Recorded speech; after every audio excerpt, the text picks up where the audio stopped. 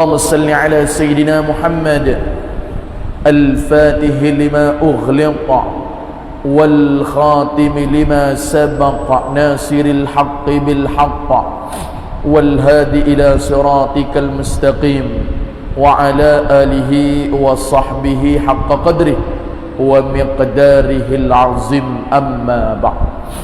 Bismillahirrahmanirrahim. Alhamdulillah. Pertama dan selamanya, marilah bersama-sama kita merafakkan syukur, sebesar-besar syukur kepada Allah Subhanahu wa taala, kerana dengan izin dan limpah kurnianya, alhamdulillah, pada hari yang penuh dengan keagungan dan rahmat daripada Allah Subhanahu wa taala, sekali lagi kita diberikan kesempatan oleh Allah pada hari Jumaat Sayyidul Ayyam, penghulu segala hari, iaitulah Jumaat yang pertama di dalam bulan Rabiul Awal, iaitulah di antara bulan-bulan yang terbaik. Berlaku sedikit perbezaan di antara ulama, apakah bulan ataupun bulan manakah yang paling afdal di antara 12 bulan yang Allah Subhanahu wa taala berikan kepada kita. Sebilangan ulama'nya menyebut adalah bulan Ramadan, kerana adanya Lailatul Qadri khairum min alfi syahr, lebih baik daripada 1000 bulan. Satu malam itu tadi diberikan ganjarannya khusus kepada umat Nabi Muhammad sallallahu alaihi wasallam, lebih baik daripada 1000 bulan. Boleh jadi 1020 bulan, boleh jadi 1100 bulan, wallahu alam. Maka ada di antara ulama kata tidak, iaitulah bulan Rabiul Awal yang paling agung, kerana lahirnya, terjadinya, terciptanya, keluarnya seorang makhluk, seorang insan yang begitu mulia, kerana baginda Nabi kita Nabi Muhammad sallallahu alaihi wasallam lah hari ini kita mendapat Lailatul Qadar. Kerana dengan kelahiran Rasulullah sallallahu alaihi wasallam, hari ini kita boleh mengenal di antara halal dan haram.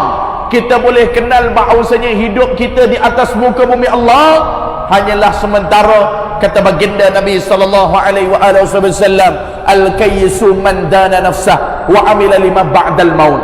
Orang yang paling cerdik, kata baginda Nabi, hani Nabi sebut, bukanlah siapa-siapa, tetapi orang yang sentiasa memperingatkan, kerana dengan percakapan Rasulullah, kerana dengan perkataan Rasulullah itu tadilah yang Allah Ta'ala hadiahkan, yang Allah Ta'ala anugerahkan, yang Allah Ta'ala beri pinjam kepada kita, iaitulah Lailatul Qadri khairum min alfi syahr, lebih baik daripada 1000 bulan, khusus untuk umat Nabi Muhammad sallallahu alaihi wasallam. Sebab itu ulama menyebutkan Rabiul Awal yang paling dicintai, yang paling dinanti, yang paling mulia, khusus untuk umat Nabi Muhammad sallallahu alaihi wasallam. Alhamdulillah, sidang jemaah yang dirahmati oleh Allah, syukur berbanyak-banyak sampai saat ini Allah Ta'ala masih meminjamkan nafas kita. Syukur berbanyak-banyak sehingga saat ini tuan-tuan yang dirahmati oleh Allah, Allah Ta'ala pilih kita untuk duduk dalam majlis ilmu. Syukur banyak-banyak tuan-tuan yang dirahmati oleh Allah, pada tengah hari yang mulia ini Allah Ta'ala pinjamkan kita untuk mengeratkan silaturahim. Mudah-mudahan keberadaan kita, perhimpunan kita mendapat syafaatul uzma, syafaat yang terbesar baginda Nabi kita Nabi Muhammad sallallahu alaihi wasallam. Alhamdulillah, saya ucapkan jutaan berbanyak-banyak terima kasih, terutama kepada seluruh pimpinan ahli jawatan kuasa Masjid Al-Bukhari, terutama kepada Al-Fadhil Tuan Imam, rangkap ketua kita alhamdulillah Ustaz Lutfi, alhamdulillah, kepada semua carta-carta organisasi Tuan Bilal, muazzin dan sebagainya. Mudah-mudahan insya-Allah apa yang Allah Subhanahu wa taala himpunkan kita, apa yang Allah Ta'ala berikan hadiah kepada kita, apa yang Allah Ta'ala pinjamkan kepada kita, mudah-mudahan mendapat kejayaan di sisi Allah Subhanahu wa Ta'ala. Baik, tuan-tuan yang dirahmati oleh Allah, sebelum kita nak memanjangkan tazkirah kita, insya-Allah, sebelum kita nak melanjutkan kuliah kita buat seketika waktu, insya-Allah kita akan membaca 10 ayat yang pertama Suratul Kahfi dan 10 ayat yang terakhir insya-Allah. Tuan-tuan mungkin boleh buka telefon bimbit ataupun ada Al-Quran, insya-Allah boleh tengok dekat situ, ada dekat Google Image dekat situ ke, ataupun ada apps Al-Quran ke, ataupun lebih baik buka mishaf Al-Quran yang ada depan tuan-tuan. Kita mulakan majlis kita dengan umul kitab. Al-Fatihah. A'udzu billahi minasy syaithanir rajim. Bismillahirrahmanirrahim. Alhamdulillahi rabbil alamin.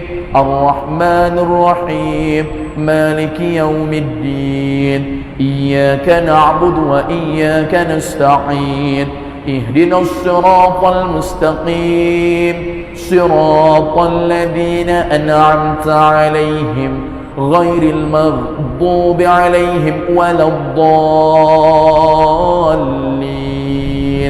آمين بسم الله الرحمن الرحيم الحمد لله الذي أنزل على عبده الكتاب ولم يجعل له عوجا قيما لينذر بأسا شديدا من لدنه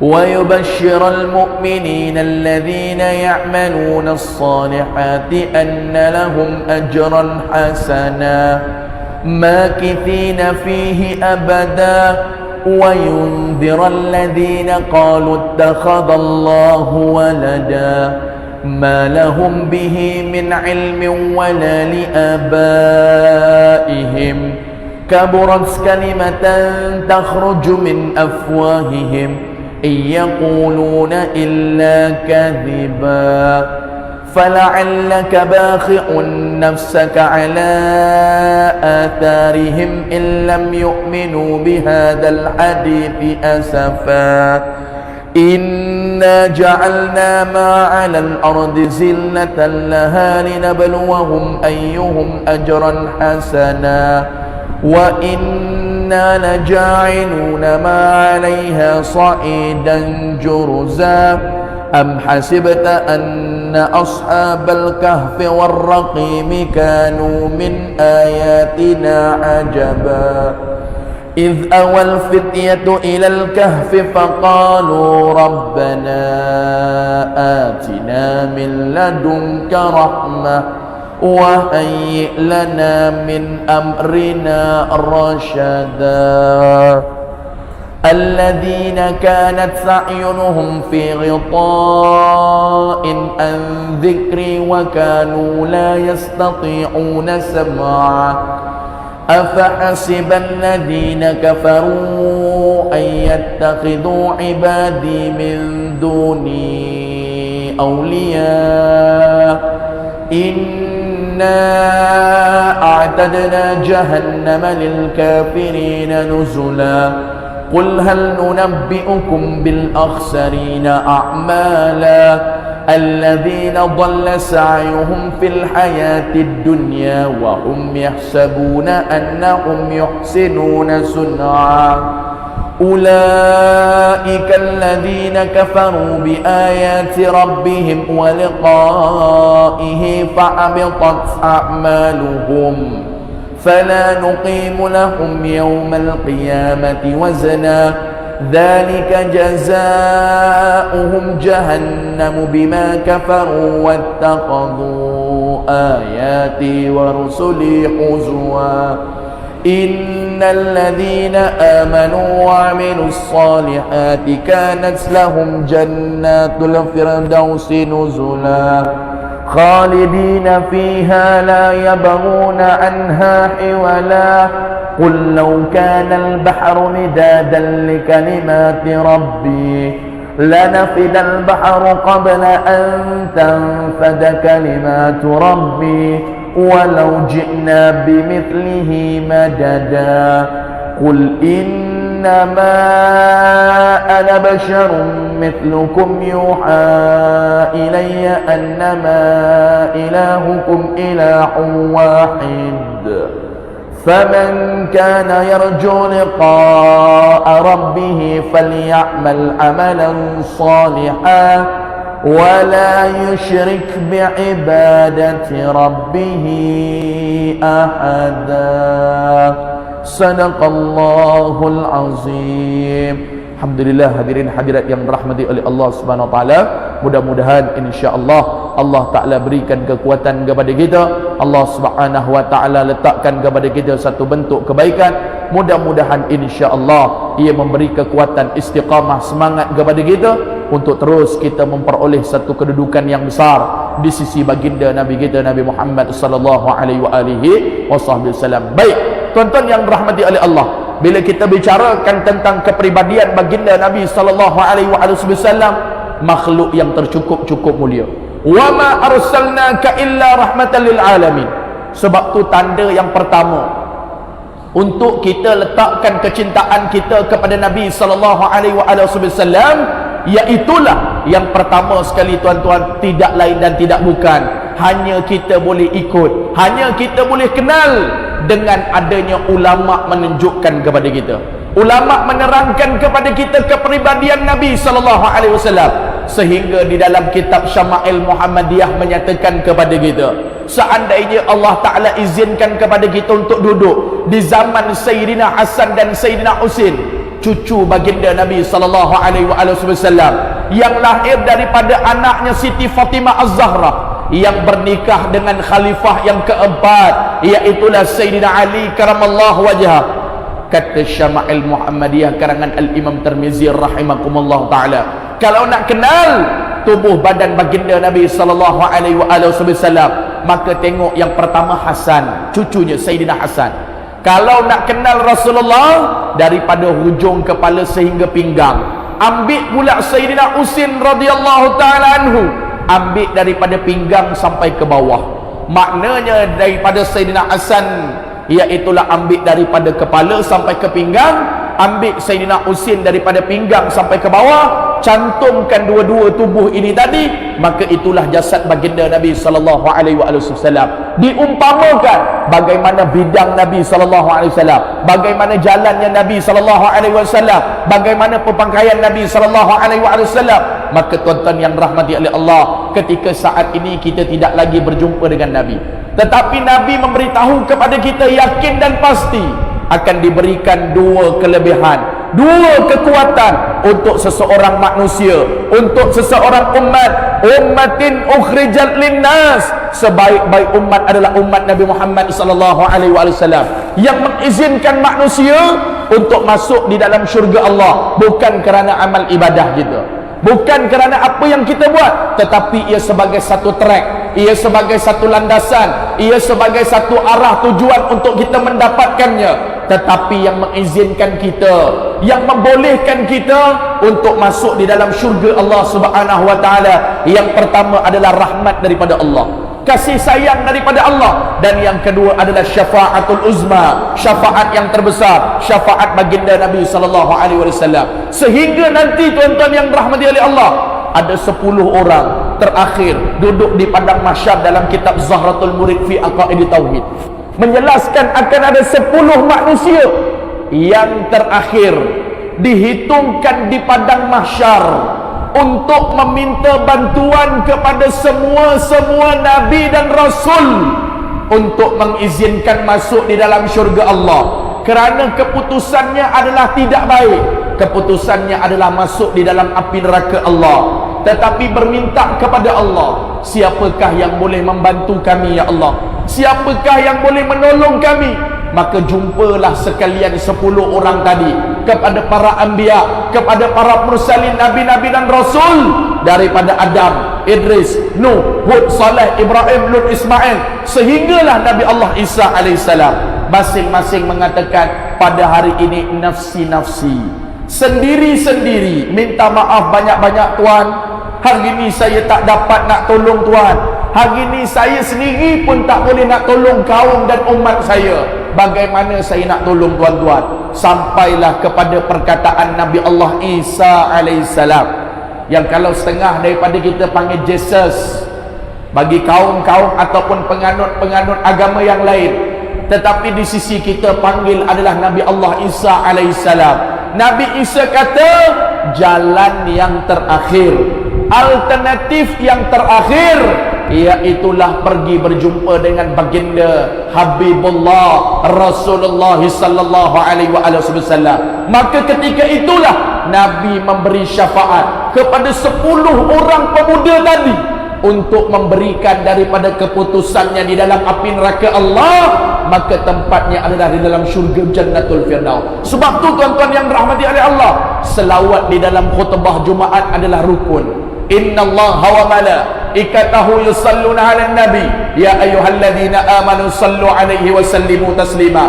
Tidak ada terpisah tubuh kita, hidup kita, jasad kita, roh kita, segala ibadat kita berkenaan dengan baginda Nabi kita Nabi Muhammad sallallahu alaihi wasallam. Sebab tu Nabi kata dalam urusan kita, jangan kita lengahkan dan lambatkan 5 benda, iaitu segera buat 5 benda. Nabi sebut 5 benda, kalau buat dengan segera ini tadi cukup-cukup dikasihi oleh aku.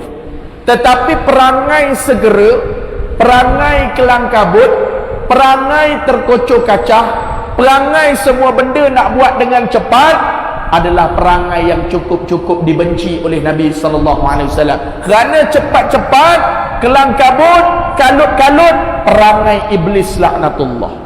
Tapi apabila datang kepada 5 perkara yang kata baginda Nabi sallallahu alaihi wasallam, dalam kita nak menyambut Maulidun Nabi, dalam kita nak meraihkan kecintaan kita kepada Rasulullah, dalam untuk kita menagihkan simpati kepada baginda Rasulullah sallallahu alaihi wasallam untuk memperoleh syafaatul uzma kepada kita, maka jangan tinggal 5 perkara yang dituntut oleh Nabi, 5 perkara yang diajak oleh Rasulullah sallallahu alaihi wasallam, buat dalam keadaan segera, jangan dilengah-lengahkan. Yang pertama, apabila ada tetamu, maka segerakan, maka percepatkan di dalam meraihkan tetamu tersebut, jangan dilambat-lambatkan. Bahkan di dalam kitab menyebutkan bahawasanya seandainya contoh ketika mana tetamu datang ke rumah kita, ketika itu tepat-tepat waktu azan berkumandang.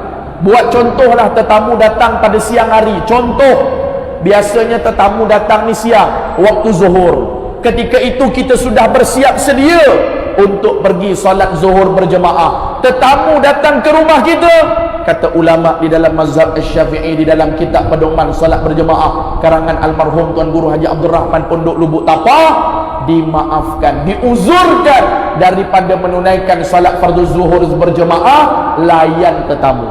Satu waktu itu diuzurkan, betul-betul tepat-tepat kita nak pergi sembahyang zuhur berjemaah, tetamu datang di hadapan rumah kita, ngam-ngam waktu tu azan zuhur berkumandang. Contoh, buatlah misal azan asar ke, azan isyak ke, biasanya orang datang raih tetamu rumah kita ni zuhur dan asar, maka dimaafkan, diuzurkan. Maksudnya apa? Ustaz, saya tak nak pergi zuhur berjemaah tu, boleh tak? Sebab tak ada orang nak layan tetamu. Dituntut untuk melayan tetamu terlebih dahulu, kecuali ada orang lain yang boleh ambil tugasan itu seketika untuk meraihkan tetamu. Contoh, kita sudah bersiap untuk pergi menunaikan salat fardu zuhur berjemaah, tiba-tiba tetamu datang, maka kita minta izin dengan tetamu untuk pergi salat zuhur berjemaah. Dan dalam pada masa yang sama, di rumah kita, dalam kediaman kita, ada isteri kita misalan, ada anak lelaki kita misalan, maka dia ambil tanggungjawab tu untuk meraihkan segera. Kita pula pergi solat zuhur berjemaah, itu tidak ada masalah. Akan tetapi kata baginda Nabi sallallahu alaihi wasallam, sekiranya tak ada orang untuk mengambil tanggungjawab meraihkan tetamu, baginda Rasulullah sallallahu alaihi wasallam sebut tidak mengapa. Ketika itu satu waktu itu sahaja dimaafkan, raihkan tetamu. Maka tuntutan yang segera, apabila ada orang datang ziarah rumah kita, ingat, yakin dan pasti, jangan mengeluh dalam hati kita. Biasa daripada kalangan kita mengeluh. Hari ini ramai daripada kalangan kita kawan dalam media sosial ramai, tetapi kawan sejati kita tak ramai. Betul? Berapa ramai hari ini doktor-doktor pakar ada, alhamdulillah. Tetapi tuan-tuan yang rahmati oleh Allah, berapa banyak penyakit-penyakit datang. Tuan-tuan yang rahmati oleh Allah, tengok anggota-anggota polis, berapa ramai tuan-tuan yang rahmati oleh Allah. kita tengok juga dalam pada masa yang sama jenayah semakin meningkat. Kenapa? Kita lari daripada track sunnah Nabi sallallahu alaihi wasallam yang Nabi sebut dalam hadis, inni taraktu fikum isnaini in tamassaktum bihima falan tadillu ba'di, kitabullah was sunnati rasulillah. Berpeganglah kepada dua sumber, iaitu Al-Quran dan juga hadis, nescaya kamu tidak akan sesat sampai bila-bila. Ustaz baru-baru ni dapat jemputan di Bukit Aman, tuan-tuan yang rahmati oleh Allah. Kita jumpa dengan orang-orang besar. Mereka mengetahui, tuan-tuan yang rahmati oleh Allah, selepas daripada diizinkan kembali untuk keluar seperti biasa, kadang-kadang tuan-tuan, satu anggota polis terpaksa jaga lebih kurang 1000 penduduk dalam satu kawasan. Tak dinafikan, tuan-tuan yang rahmati oleh Allah, bagaimana anggota polis kita hari ini, tuan-tuan, sedaya upaya untuk membanteras jenayah. Tetapi tuan-tuan yang rahmati oleh Allah Subhanahu wa taala, kita yakinlah dengan masuknya roh Islam di dalam masyarakat kita, dengan masuknya kekuatan Islam, yakinlah tuan-tuan yang rahmati oleh Allah, Allah Ta'ala akan kuatkan kita, Allah Ta'ala akan utuhkan kita, dan Allah Ta'ala akan eratkan silaturahim kita di antara satu sama lain. Tuan-tuan yang rahmati oleh Allah, bukan mudah hari ni, tuan-tuan. Kita tengok macam mana sahabat-sahabat dalam media sosial kita berapa banyak. Hari ni tepat-tepat teks khutbah yang diberikan kepada saya, dunia tanpa sempadan. Nanti ni akan kupaskan, tuan-tuan yang rahmati oleh Allah, macam mana hari ni anak-anak kita gadget-gadget dunia. Bagaimana hari ni maklumat dalam kain orang, luar kain orang, semua boleh tengok. Bagaimana hari ni, tuan-tuan yang rahmati oleh Allah, ulama bagi tahu kepada kita dalam media sosial, ladang-ladang, kebun-kebun untuk melakukan maksiat kepada Allah. Berapa banyak, tuan-tuan? Tak nafikan banyak bentuk kebaikan. Kita tengok Ustaz Ibit Liu buat program-program dan sebagainya. Satu sudut kita tengok, ya Allah, sampai pergi bantu gelandangan, maka terdetik dalam hati kita untuk buat. Alhamdulillah, Allah Ta'ala izinkan baru ni. Berapa ramai daripada kita di saat dulu, tuan-tuan, musim banjir, pakat-pakat bantu dan sebagainya, daripada media sosial inilah, jom kita buat sekali. Kita minta bantuan daripada AJK kita, daripada masyarakat kita untuk infak. Kita nak naik ke Nanding, kita nak naik ke Ulu Langat, kita nak naik ke Seri Muda Seksyen 24 untuk bantu. Betul ataupun tidak, daripada sudut dunia kita, daripada sudut gadget kita, daripada sudut medsos kita, media sosial, benda-benda yang baik juga adalah ladang, dan juga benda-benda yang buruk juga adalah dadang. Sebab tu kata Nabi SAW, apabila tetamu datang, jangan lengah-lengahkan, jangan kita lambat-lambatkan. Kadang-kadang kita bila tetamu datang mengeluh, sedangkan Nabi SAW sebut dalam hadis, dalam kitab Tajzibul Atraf, tetamu datang membawa kepada 1000 rahmat, dan tetamu pulang, tetamu balik, tetamu bergerak membawa 1000 keburukan di dalam rumah tangga kita. Bukankah itu yang dianjurkan oleh Nabi SAW? Maka apabila ada tetamu, raikan dengan segera, jangan lambat-lambat. Apa yang perlu, hidangkan air. Apa yang perlu, hidangkan tamar. Apa yang perlu, hidangkan mihun. Apa yang perlu, apa yang ada dalam rumah kita, maka semampunya kita hidang, tuan-tuan yang rahmati oleh Allah. Kenapa? Ini akhlak Nabi SAW. Bila mana tetamu datang, sahabat datang, orang-orang yang seangkatan dengan zaman Nabi SAW, para fuqaha, orang-orang alim, orang-orang soleh, salafus soleh, Nabi SAW cukup layan dengan istimewa. Satu. Yang kedua, tuan-tuan yang rahmati oleh Allah, apabila kita masuk dalam maulidun Nabi SAW, kecintaan kepada Rasulullah SAW jangan pupus, jangan pudar, jangan pupus sama sekali, tuan-tuan yang rahmati oleh Allah. Kenapa? Nabi sebut, apabila orang memegang sunnah aku, memegang Al-Quran, dia tidak akan tersesat sampai bila-bila. Dan apabila benda yang Nabi kata segera, apabila berhutang, segerakan bayar, jangan lambat-lambat. Sampai tempoh masa diizinkan kita untuk bayar, maka bayar. Satu-satu amalan yang tidak diangkat, yang tidak diampun, yang tidak diterima oleh Allah, walaupun mati syahid, iaitulah orang yang mati dalam keadaan berhutang. Berhutang itu tidak dimaafkan oleh Allah. Orang mati syahid ni, tuan-tuan yang rahmati oleh Allah, haram. Ittifaq ulama sebut 3 perkara daripada 4 perkara. Haram mandikan orang mati syahid, haram kapankan orang mati syahid, haram solatkan orang mati syahid. Kerana apa? Semua tadi akan jadi hujah dan dalil di hadapan Allah. Pakaiannya jangan ganti kain kapan. Kerana apa? Kerana itu akan menjadi bukti di hadapan Allah. Jangan mandikan dia, kerana luka-luka dan darah-darah itu tadi akan menjadi hujah. Dan jangan solatkan dia. Kamu yang solat kepada jenazah, kamu meminta ampun kepada jenazah. Sedangkan kata Nabi SAW, tak perlu semaya, kerana awal-awal Allah Ta'ala dah ampunkan dosa orang mati syahid. Tetapi orang yang mati syahid, kata baginda Nabi SAW, walaupun dia ada berhutang, maka wajib kepada ahli warisnya untuk selesaikan hutangnya. Walaupun dia mati syahid sekalipun, tidak akan diselesaikan oleh Allah Subhanahu wa taala. Sebab itu Ustaz memesan di hadapan saya yang ada berhutang, jangan kita buat-buat lupa. Bahkan satu benda yang hari ini berlaku, orang yang beri hutang segan pula untuk meminta kepada orang yang berhutang. Sedangkan orang berhutang tu patut segan. Kadang-kala masuk dalam Facebook, pergi makan angin, pergi langkawi, pergi luar negara dan sebagainya, masuk dalam Facebook, tapi dalam pada masa yang sama kita ada berhutang dengan orang dan sudah sampai waktu dan masanya untuk kita bayar, maka kita tak bayar. Hati-hati, kata baginda Nabi SAW, orang mati syahid pun Allah Ta'ala tak terima orang yang dalam keadaan berhutang. Maksudnya dia kena settlekan juga. Apatah kita yang bukan mati dalam keadaan syahid. Maka sebab tu orang yang berhutang, jangan lambat-lambat. Sama ada berhutang dengan individu, berhutang dengan bank, sampai masa bayar. Janji macam mana? Sebelum nak terima wang untuk hutang, bagaimana akad kalian?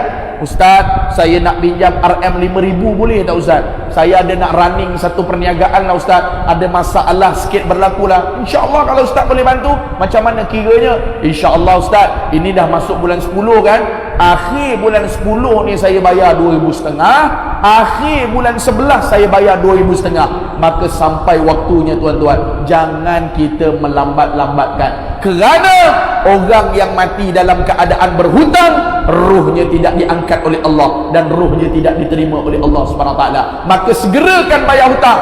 Jangan kita melengah-lengahkan apabila sampai waktu. Semua kita ada hutang, mungkin dengan individu, mungkin dengan bank, 30 tahun, 35 tahun. Maka yakin tuan-tuan yang rahmati oleh Allah, yang paling penting kata Nabi, ada niat kita untuk bayar hutang. Jangan kita berhutang dengan orang, kita tak ada niat nak bayar. Memang kata Rasulullah SAW, Allah Ta'ala akan sukarkan kita untuk bayar. Tetapi jauh daripada lubuk hati kita, InsyaAllah Ustaz, saya nak pinjam 5,000 dengan Ustaz, InsyaAllah akhir bulan 10, akhir bulan 11 saya bayar. Dan betul-betul nawa itu kita ada, yakin dan pasti Allah Ta'ala akan mudahkan kita. Allah Ta'ala akan izinkan rezeki kepada kita. Allah Ta'ala akan berikan wang tersebut untuk kita bayar balik kepada orang yang kita berhutang. Dua. Yang ketiga, apabila ada anak perempuan ingin menyatakan hasrat ingin bernikah, maka segerakan pernikahan. Jangan dilambat-lambatkan. Kalian sebagai wali, kalian sebagai orang yang boleh menikahkan anak perempuan kalian yang ada di depan Ustaz, maka datang satu suara, datang satu bentuk pandangan, datang satu bentuk ayat, datang satu bentuk kita katakan orang panggil luahan hati. Abah, Kak Long ni insya-Allah kalau ada rezeki, ada jodoh bah, Kak Long nak bernikah dah dengan si fulan-si-fulan, maka permudahkan. Jangan dilambat-lambatkan. Kerana apa tuan-tuan yang dirahmati oleh Allah? Ini termasuk daripada hadis Nabi SAW yang Nabi tuntut kepada anak perempuan yang apabila dia menyatakan hasrat ingin bernikah, maka jangan lambat-lambat. Ditambah dengan kita dunia akhir zaman, wala taqrabuz zina, jangan kamu dekati zina. Berapa ramai hari ni tuan-tuan orang yang berzina? Ada yang kita katakan dapat maklumat 16 tahun dah jadi pelacur, 17 tahun dah jadi pelacur kerana kesempitan hidup dan sebagainya. Maka seandainya ada anak perempuan tuan-tuan menyatakan hasrat ingin bernikah, maka cek sedikit sebanyak bakal menantu. Kalau tengok sembahyangnya jaga 5 waktu, alhamdulillah. Kalau tengok budi bahasanya bertutur, alhamdulillah. Kalau tengok pekerjaannya walaupun gaji tak banyak tapi ada barakah, maka jangan lambat-lambatkan, segera pernikahan tersebut. 3, yang keempat tuan-tuan yang dirahmati oleh Allah, apabila ada jenazah, segerakan pengurusan, jangan dilambat-lambatkan. Jangan kita tunggu-tunggu lengah-lengah kan. Tengok almarhum Tuan Guru Haji Harudin, apabila Allah Ta'ala takdirkan untuk berubat di luar negara, maka ajalnya sampai tuan-tuan yang dirahmati oleh Allah, tak bawa balik jenazahnya. Kata anaknya tuan-tuan yang dirahmati oleh Allah SWT, beliau memesan, di mana jasad dan ruh aku berpisah, kata almarhum Tuan Guru kepada anak-anak dan keluarganya, disitulah kebumikan. Maka tuan-tuan yang dirahmati oleh Allah, kita bila mana ada kematian ibu kita, ayah kita dan sebagainya, ahli keluarga kita, ataupun kita sendiri, jangan dilambat-lambatkan daripada sudut mandinya, kapannya, salatnya, kebuminya. Kalau semua cantik, alhamdulillah, kecuali ada beberapa perkara musyaqqah yang tak dapat dielakkan. Contoh, pihak hospital datang, tolong jangan kebumi jenazah ni dulu, kita ada nak buat sesuatu penyelidikan, ada beberapa perkara yang belum selesai, itu lain cerita. Ketua polis datang, ada badan-badan beruniform datang, tolong jangan ke bumi mayat ni sekejap, kita ada nak tengok balik forensik, gedebak-gedebuk, itu tidak ada masalah. Tetapi sengaja, kenapa tak ke bumi lagi jenazah ni? Itulah ustaz, tengah tunggu anak dia daripada Kota Baru, lagi 6 jam sampai. Jangan tuan-tuan yang dirahmati oleh Allah. Kerana apa? Kerana orang yang mati tak sabar sudah untuk berpindah ke alam barzakh. Tak ada apa-apa musyaqqah, tak ada apa-apa kepayahan, segerakan tuan-tuan untuk tajhiz pengurusan. Dan yang terakhir, yang kelima tuan-tuan, ingat 4 benda yang ustaz sebutkan tadi, iaitulah apabila datang tetamu ra'i, yang kedua apabila berhutang segera bayar, kemudian apabila ada anak perempuan menyatakan hasrat ingin bernikah, segerakan, kemudian yang keempat apabila berlaku jenazah, segerakan, dan yang kelima apabila jatuh berbuat maksiat, segerakan bertaubat. Jangan tunggu tua, jangan tunggu pencen, kerana mudah-mudahan kita mendapat kejayaan di sisi Allah Subhanahu wa ta'ala. Mudah-mudahan apa yang disampaikan, apa yang dikongsikan mendapat mardatillah, mendapat kejayaan di sisi Allah Subhanahu wa ta'ala. Sebelum ustaz akhir kuliah ustaz, tuan-tuan yang dirahmati oleh Allah, ustaz akan edarkan satu bentuk pamphlet. Ustaz menjadi duta tuan-tuan wakaf pembangunan Surau Al-Muhajirin Kajang Utama. Ustaz nak minta kepada tuan-tuan untuk bantu. Sekarang memerlukan dana 10 juta, masih lagi berbaki 9 juta tuan-tuan. Tolong bantu ustaz. Ustaz juga adalah sebahagian daripada duta di dalam surau ataupun di masjid ni tuan-tuan, di Kajang. Kalau tuan-tuan ada rezeki, tolong pergi ziarah. Okey, kalau ada rezeki, tuan-tuan saya edarkan di dekat tuan-tuan, kalau tuan-tuan boleh infak, tolong infak niat untuk mak ayah kita. Kalau tuan-tuan tak ada rezeki untuk infak dalam bentuk nilai mata wang, saya minta untuk tuan-tuan viral, untuk tuan-tuan sebar. Mudah-mudahan kita sama-sama mendapat kejayaan di sisi Allah. Bismillahirrahmanirrahim. Alhamdulillahirabbil alamin, wassalatu wassalamu ala Rasulillah wa ala alihi wa sahbihi wa man wala. Allahumma zidna wa la tankusna wa akrimna wa la tuhinna wa'tina wa la tahrimna wa athirna wa la tusir alaina wardina warda anna ya maulana. Da'wahum fiha subhanakallahumma wa tahiyyatuhum fiha salam wa akhiru da'wahum alhamdulillahi rabbil alamin. Assalamualaikum warahmatullahi wabarakatuh.